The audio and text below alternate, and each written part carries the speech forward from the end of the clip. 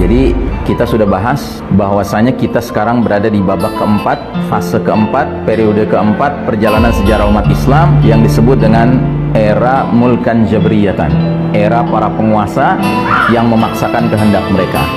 Dan era ini baru berjalan 100 tahun sejak tahun 1342 Hijriah.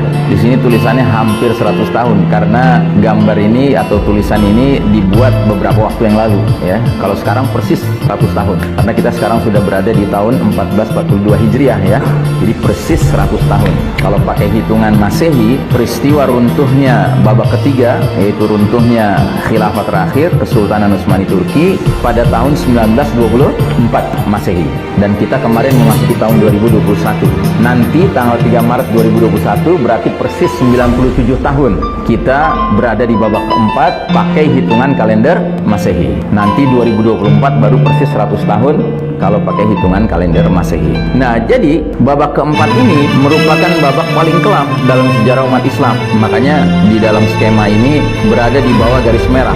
Garis merah ini batas kapan umat Islam sedang berjaya dan kapan umat Islam sedang terpuruk. Nah, kita waktu masih di babak pertama, babak kedua, babak ketiga, kita merupakan umat yang berjaya dan itu berjayanya lama sekali, 1342 tahun sejak peristiwa hijrah. Kita berjaya, kita memimpin umat manusia. Namun qadarullah, Allah mentakdirkan sunnatut tadawul, sunnah pergiliran terjadi. Allah cabut hak kepemimpinan dunia dari tangan umat Islam dan Allah serahkan kepada kaum kafir barat ya, al-Yahud wan Nasara. Dan sudah barang tentu semenjak mereka yang memimpin dunia ini tidak mungkin mereka melanjutkan sistem iman tauhid, tidak mungkin karena mereka beriman kagak, bertauhid kagak. Lalu yang mereka perkenalkan sistem apa? Ya sistem kafir syirik, mau tidak mau ya, mana mungkin orang kafir mimpin tapi pakai sistem iman, kan nggak mungkin. Istilahnya jaka sembung gitu, nggak nyambung gitu ya. Terlalu jauh mimpi kita bahwasanya dunia dipimpin orang kafir tapi akan merelakan sistem iman tauhid tetap tegak, kan nggak mungkin, mustahil itu. Sebagaimana mustahilnya ketika orang beriman yang memimpin dengan kepemimpinan yang benar, dia menegakkan sistem iman tauhid, dia akan membiarkan ada sistem kafir yang tetap tegak, tidak mungkin.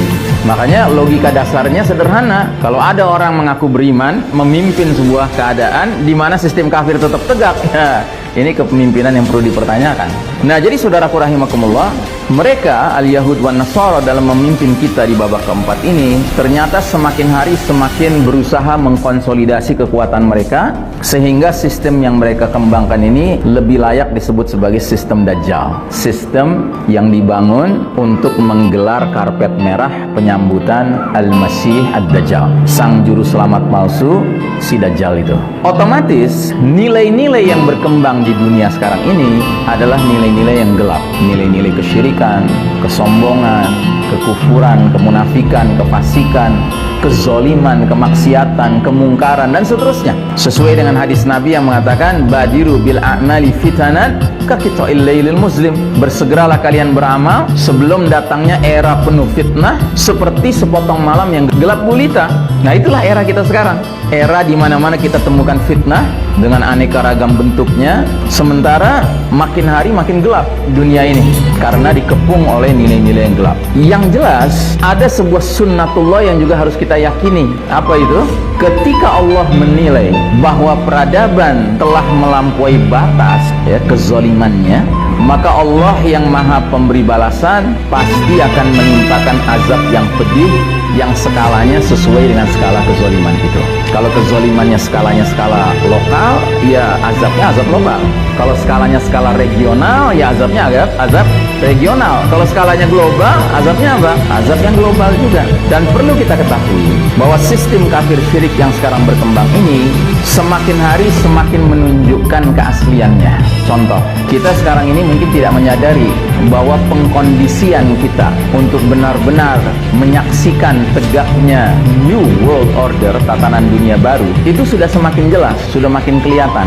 Nggak tahu Anda mengikuti atau tidak, tapi saya sarankan untuk coba mengikuti sekalipun sumber-sumbernya kebanyakan bukan berbahasa Indonesia, berbahasa Inggris.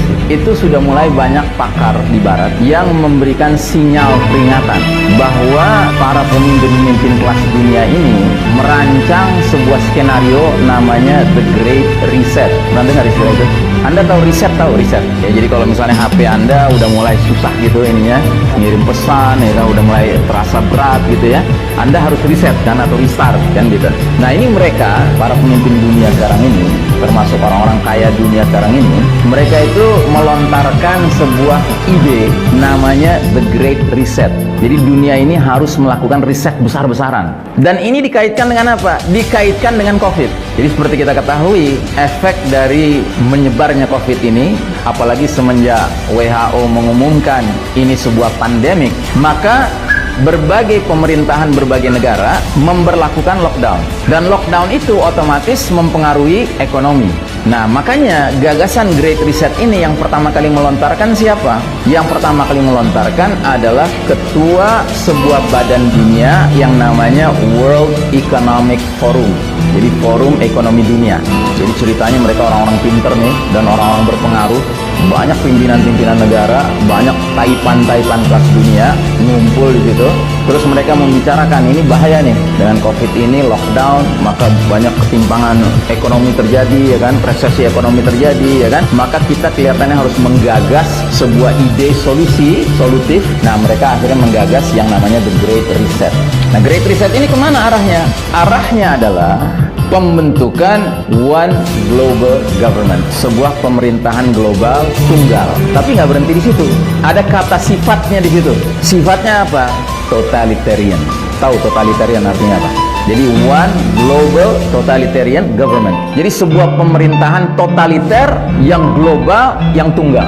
Paham totaliter artinya apa? Ada yang paham? Totaliter itu sama dengan otoritarian. Otoriter. Jadi sebuah pemerintahan tunggal dunia yang punya watak memaksakan kehendak. Sewenang-wenang. Dan slogan yang diangkat diantaranya berbunyi begini: You will own nothing, but you will be happy. Anda tidak akan memiliki apa-apa, tetapi Anda akan hidup bahagia. Dan slogan seperti ini adalah slogan yang sangat cocok dengan paham ideologi komunis.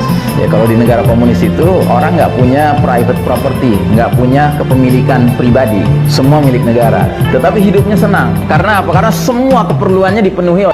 Nah, jadi saudaraku rahimakumullah, dunia mau diarahkan ke sana. Jadi, yang segala Anda sekarang mulai mengalami nih, dibikinlah aturan begini, aturan begitu, ya kan, yang digunakan kalimat yang keren yang namanya protokol, ya kan. Itu latihan, Anda dilatih untuk tunduk pada satu pemerintahan tunggal dunia itu. Makanya sekarang seragam, Pak, di mana-mana. Solusinya 3M. Itu Anda jangan pikir cuma berlaku di Indonesia, tidak. 3M ini berlaku di mana-mana sekarang, Pak.